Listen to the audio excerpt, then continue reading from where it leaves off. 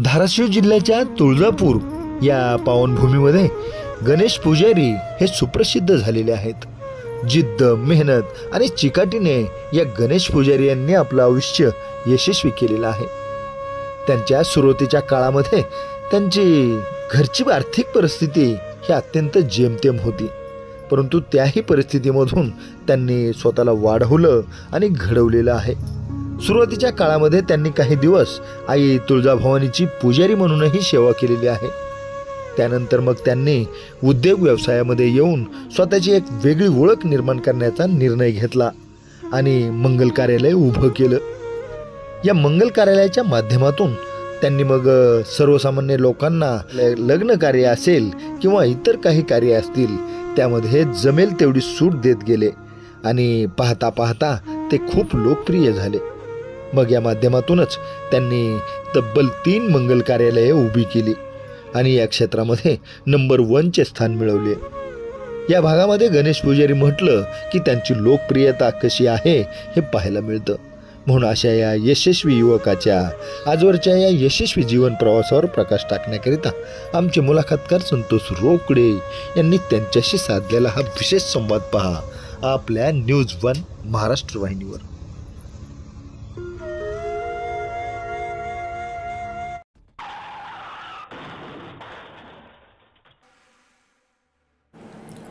माझं नाव अनिल आगलावे। अनिलजी, तुमचे स्नेही मित्र गणेशजी पुजारी यांची मुलाखत घेतली आहे। आपण त्यांच्या निकटवर्ती आहात, स्नेही आहात, नेहमी सतत बरोबर असता। एक मित्र म्हणून मित्राबद्दल काय वाटतं, नेमकं कसं आहे हे व्यक्तिमत्व? मुळात गणेश हा एक चौकोनी चिरा आहे। सांगायचं झालं तर आमची ओळख तशी खूप जुनी आहे। आम्ही सातत्यानं कामानिमित्तच एकत्र भेटतो, कारण मी जॉब पुण्याला करतोय, तुळजापूरला प्रति आठवडा येणं असतंय, पण आमची मैत्रीमध्ये आणि आमच्या संवादामध्ये खंड कधी पडला नाही। गणेश हा त्याच्या व्यवसायानिमित्त जरी पूर्णतः स्वतःला वाहून घेतलेला युवक असला तरी तो सामाजिक आणि सांस्कृतिक क्षेत्रामध्ये त्याचं काम आता मोठ्या स्वरूपात सुरू झालेलं आहे। त्याने केलेलं कार्य हे शहरामध्ये उल्लेखनीय आहे।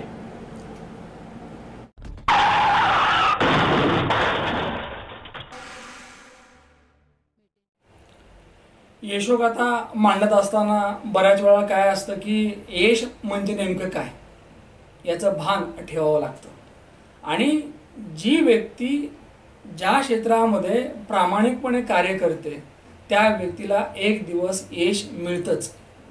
मग यश म्हणजे काय तर खूप पैसा मिळवणे हे यश नाही, तर या ठिकाणी यशाची व्याख्या अशी आहे की मित्र आनंदी आहेच, परंतु माझ्याकडला आनंद मित्रांना दिला पाहिजे, इतरांना वाटला पाहिजे आणि ज्याला वाटायला जमतं ती व्यक्ती यशस्वी असते, नाही का? अनेक लोकांना दुःख देऊन तुम्ही जर पैसे कमवले असतील तर मला असं वाटतं की ते यश असूच शकत नाही।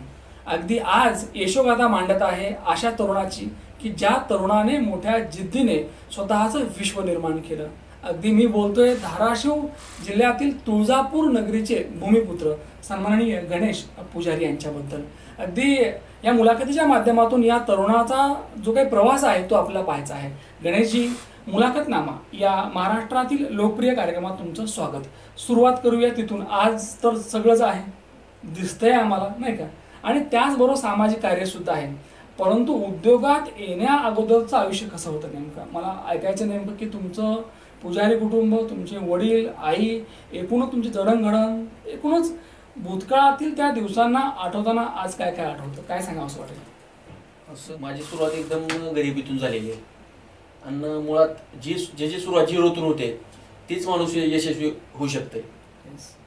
ज्याला पूर्ण सपोर्ट आहे, फॅमिली बॅकग्राऊंड आहे, शक्यतो त्यांचं जे पर्सेंटेज आहे यशस्वी होण्याचं ते एकदम कमी आहे, पण जी झिरोतून सुरुवात करते त्यातील भरपूर व्यक्ती लांबपर्यंत जाऊ शकते।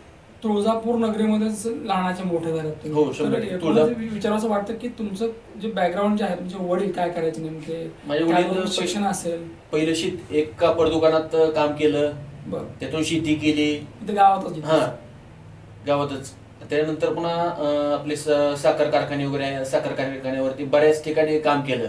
साखर कारखान्यात कसं राहायचं, प्रत्येक ठिकाणी म्हणजे प्रत्येक सीझनला प्रत्येक वर्षी कुठले कारखाने चालायचे कुठले कारखाने चालायचे नाहीत. त्यांनी भरपूर ठिकाणी काम केलं. बऱ्याच ठिकाणी म्हणजे असं त्या कामानिमित्त भरपूर लांब जावं लागायचं वडिलांना. नळदुर्गला केलं, पुन्हा लातूरला केलं, पुन्हा आपलं सोलापूरला केलं, लोकमंगल वगैरे असे भरपूर ठिकाणी काम केलं वडिलांनी. पण लहानपणी तुम्ही वडिलांचा संघर्ष पाहिला आहे भरपूर. आणि मला असं वाटतं की प्रत्येक बाप वडील या ठिकाणी आपलं कुटुंब जगवण्यासाठी काही ना काही उद्योग करायला असतात नाही का. परंतु जेव्हा हा संघर्ष सुरू असतो तेव्हा आपला समज होतो की आपले वडील काय करायचे नेमके. तर तुमच्या नजरेमध्ये जेव्हा वडिलांकडे तुम्ही पाहायचात कष्ट करताना काय फील व्हायचं नेमकं? ह्यांना कुठं तर आपल्याला कधी ना कधी आज ना उद्या बसवायचे. अरे वा, म्हणजे सुखाचे दिवस आणायचे. ह्यांनी भरपूर कष्ट केले. अच्छा, ती बघितलंय असे म्हणजे दिवस ना दिवस एवढं काम केले की एक दिवशी 2-2, 3-3 दिवस घराकडे येत नव्हते. इथपर्यंत काम केले. ओव्हर टाईम वगैरे असे भरपूर काम केले. सायंकाळ झाली की नजर वडिलांच्या दिशेने असते नाही का, की आपले बाबा केव्हा येतील. ज्या ज्या वेळेला 2-2, 3-3 दिवस वडील घरी येत नव्हते त्यावेळेला काय वाटायचं नेमकं, म्हणजे मनातलं काहूर काय होतं नेमकं? नाही, आता ती वडिलांची बघण्याची जी आपल्याला आवड किंवा म्हणजे ती यावे घरी आपल्यासोबत थोडा टाइम द्यावा, पण ती कामामुळं त्यांना काही टाइम देणं होत नसायचं. आईला पण घरचे काम, शेती. आई वडिलांनी जे संस्कार दिले आम्हाला ते सांगा सर, की या दोघांनी जी जडणघडण करताना तुमच्यावर घेतले कष्ट काय आहेत? त्यांचं एकच म्हणणं होतं, जी पण आहे ती स्वतःच्या जीवावरती करायचं. कोणाची लुबाडून किंवा कोणाकडनं जास्त म्हणजे कोणाचं एखाद्याचं काढून घेऊन आपलं पोट भरायचं नाही कधीच. ती तुम्हाला सवय आजही आहे? हो, 100%. कोणाचं लुबाडायचं नाही. नाही नाही, चुकीच्या मार्गाने कुठलाच पैसा कमवायचा नाही. जी पैसे कमवण्यासाठी एखाद्याचं वाईट होत असेल तर त्या मार्गाला जायचंच नाही आपण.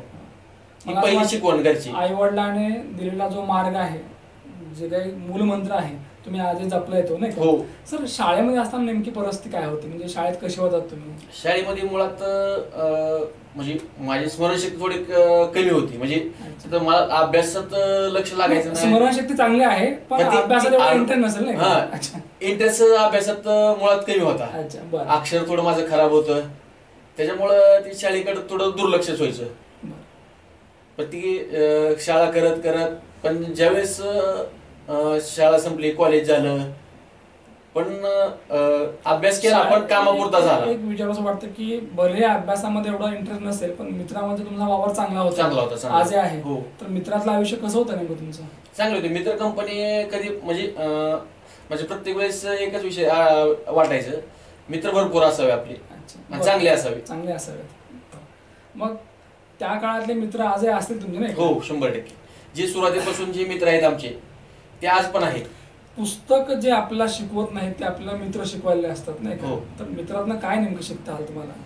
तर मुळात जोपर्यंत मी शाळा कॉलेजच्या आयुष्यात होतो, ती झाल्यानंतर माझे जे मित्र ठेवले मी, ती माझ्यापेक्षा कमीत कमी 4 वर्षानं, 5 वर्षानं, 10 वर्षानं असे माझ्यासोबत आणि पण भरपूर माणसं आहेत की जी माझ्यापेक्षा 20-20, 25-25 वर्षानं मोठे आहेत.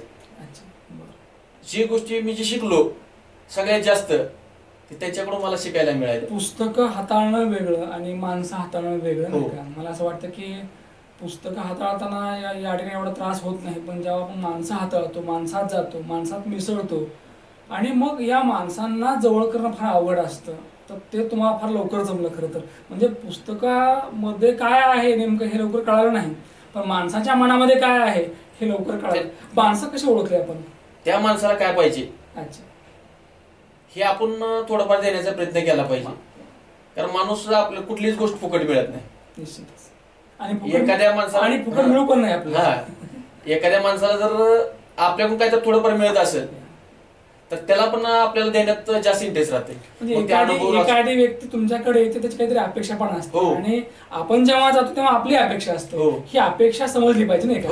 नाहीतर काय होईल मग बऱ्याच वेळेला की आपल्याला काय वाटतं याचा फक्त आपण विचार करत राहतो आणि दुसऱ्याच्या मनामध्ये काय चाललंय हे आपल्या लक्षात राहत नाही. निश्चितपणे मला असं वाटतं तुमचं कौतुक करायला एवढं कमी आहे की तुम्हाला माणसं कळाली. एक विचारायचं वाटतं की म्हणजे तुम्हाला असं कधी वाटलं नाही का की आपले वडील नोकरी करतात मग आपणही कुठं नोकरी केली पाहिजे? कधीच नाही. कधी वाटलं नाही? कधीच नाही. काय कारण ठरलं असं? नाही आता तुळजापूरमध्ये जन्म झाल्यामुळं एक म्हणजे पैसे कमवण्यासाठी जास्त सुरुवात करायला त्रास झाला नाही मला. अच्छा. कारण पुजारी व्यवसाय जरी इथं तुळजापूरमध्ये आम्ही सहज करू शकतो. पुजारी व्यवसाय केल्यानंतर आम्हाला कधी पण 1500 1500 त्यावेळेस लय मोठी गोष्ट होती, त्यावेळेस आम्हाला सहज मिळायची. तुम्ही आईची पण सेवा केली ना? हो. एक पुजारी म्हणून. हो. साधारण किती वर्ष? 2 वर्ष पुजारी व्यवसाय केला मी. बर. त्याच्यामध्ये व्यवसाय म्हणून कधीच बघितला नाही. अच्छा. सेवा म्हणून बघतो मी. अच्छा. प्रत्येक गोष्टीमध्ये. निश्चितपणे. मग एक विचारावंच वाटतं की उद्योगात मग काय यावंसं वाटलं नाही? काय कारण ठरलं की गणेशरावांना उद्योगाचा श्री गणेश करावासा वाटला? आता आमचे एक मित्र होते, त्यांचे बंधू रिअल इस्टेट मध्ये काम करायचे. मग आपण कुठं तर आपला व्यवसाय वाढवला पाहिजे किंवा आपण पण डेव्हलप झालो पाहिजे. ह्यासाठी माझी एक जमीन होती नळदुर्गला, 12 एकर जमीन होती वडलोपार्जित.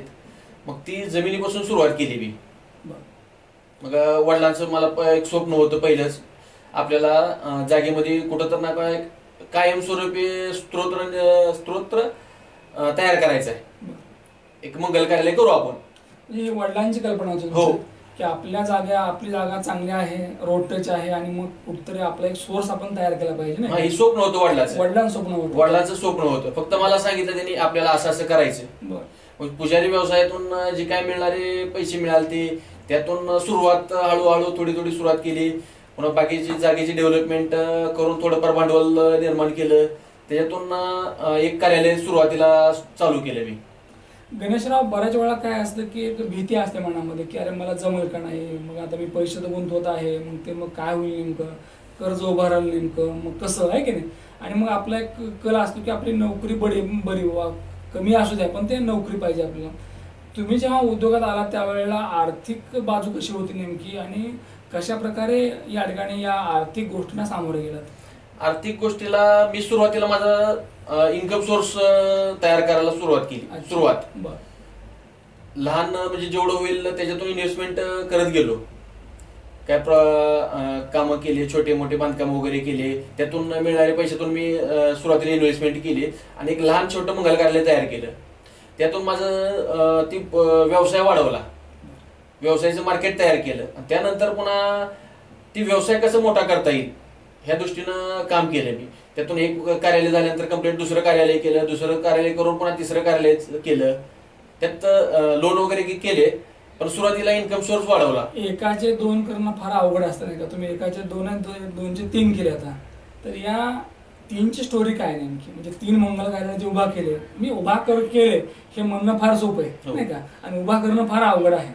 तर काय आहे नेमकं, म्हणजे कशा प्रकारे जमलं? सुरुवात जी केली ती लोकांना सुविधा देण्यापासून सुरुवात केली. कमी खर्चामध्ये लोकांची सोय झाली पाहिजे. Good facilities. गुड फॅसिलिटी, लोकांना सर्व्हिस सुविधा आणि वेळेला आपण सगळे जे काय लागणाऱ्या गोष्टी आहेत तिथं आपण स्वतः असणं, ह्याच्यातून माझा व्यवसाय वाढत गेला. आणि मी माझ्याकडचे कार्यवाहक जे येतात त्यांना कुठल्याही पद्धतीची अडचण येऊ नये ह्यासाठी काम करतो. आणि मला मुळात पहिल्यांदा आवड झाडांची आहे, वृक्ष लागवडीचं. त्यातून ती सगळ्याची गोष्टी झाली, ती आवडीच्या गोष्टीतून सुरुवात झाली. मंगल कार्यालय उभा करणं म्हणजे काय तर मंगल गोष्टीच करणे नाही का? हो. मला वाटतं मंगल या शब्दामध्ये बराचसा अर्थ दडलेला आहे. हो. चांगल्या गोष्टी नाही का, इथं लोकांची लग्न लागतात आणि आपल्याला पुण्य मिळतं नाही का. एक विचारावं वाटतं की काय असतं की तुमच्याकडे आलेला ग्राहक हा प्रत्येकाच्या खिशामध्ये पैसा असेल असं नाही का. जेव्हा मुलीचा बाप जेव्हा येतो आपल्याकडे त्यावेळेला त्याची अडचण फार मोठी असते, लग्न तर करायचं असते आणि पैसे फार कमी असतात.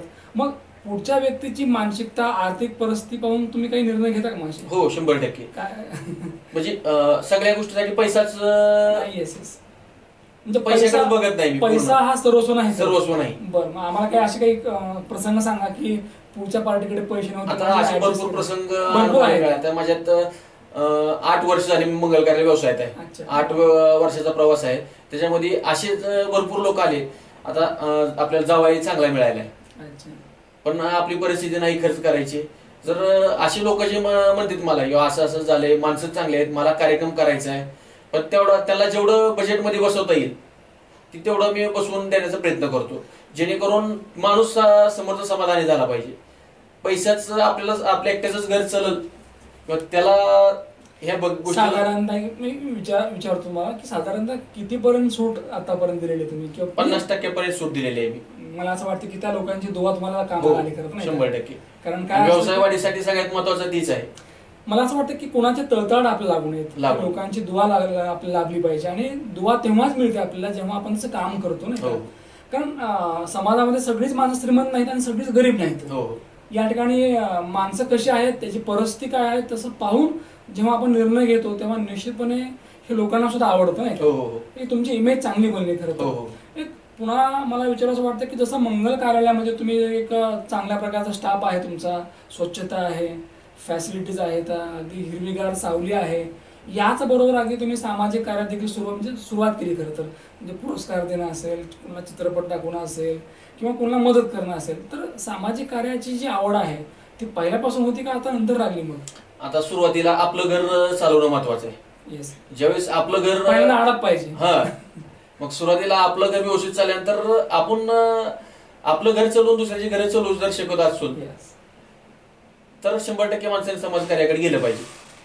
जुनी माणसं म्हणतात की आडात असेल तर पोहऱ्यात येईल. कारण आपल्या खिशात नसेल तर आपण लोकांना मदत करणार नाही.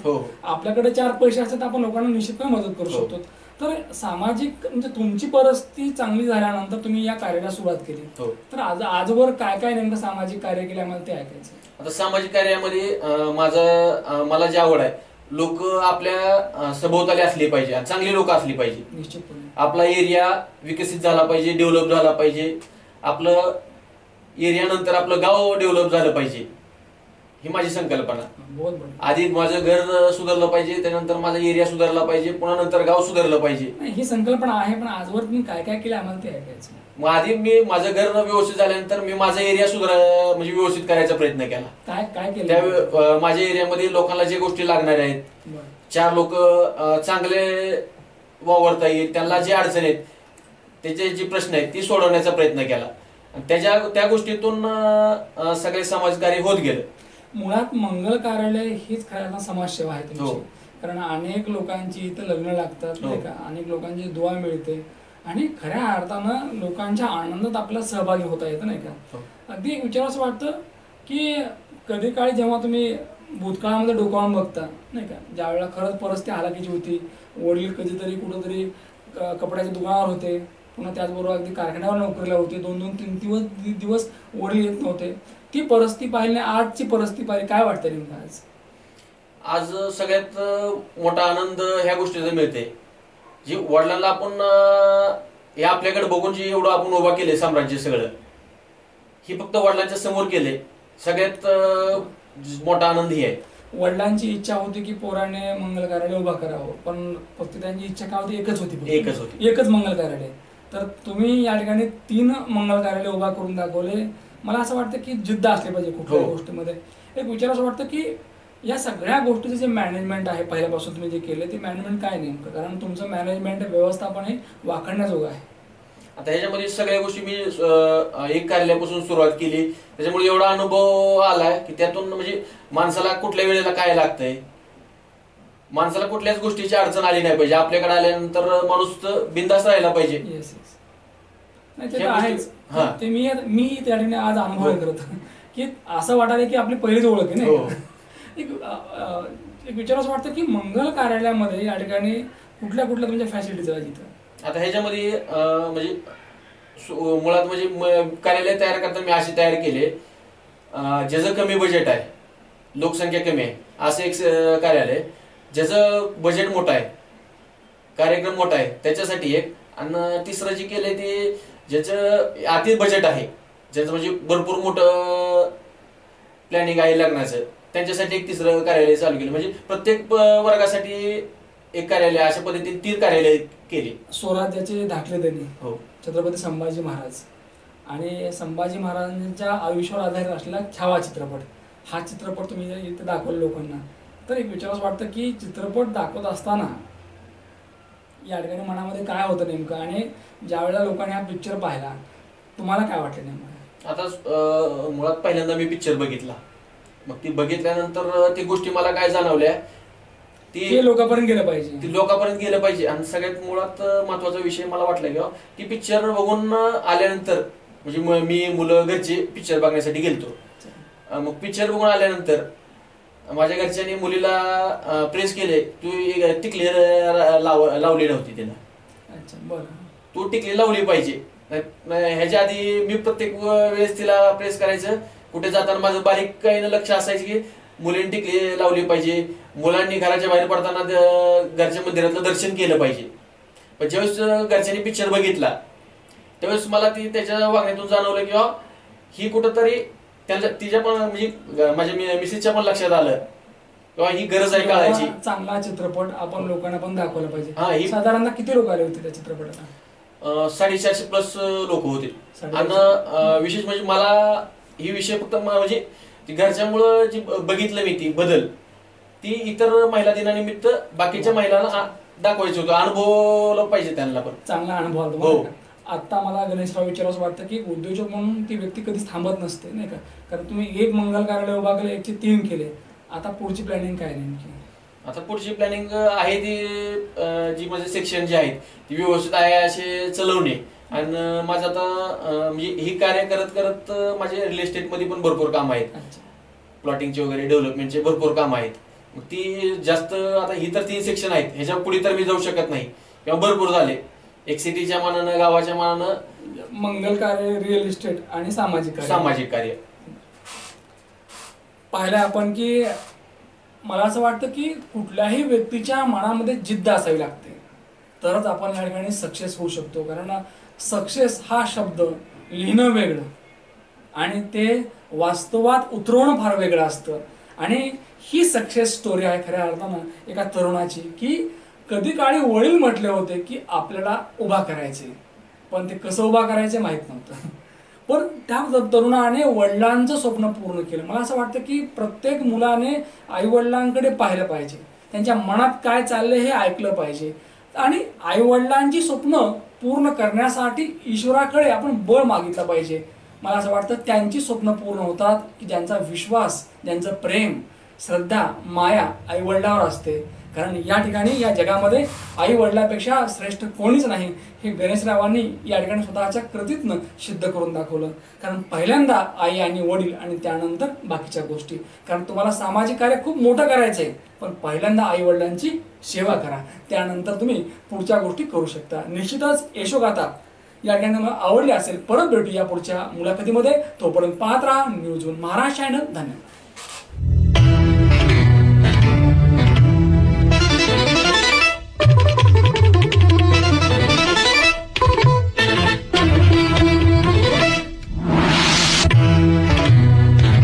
न्यूज 1 महाराष्ट्र, आवाज महाराष्ट्राचा.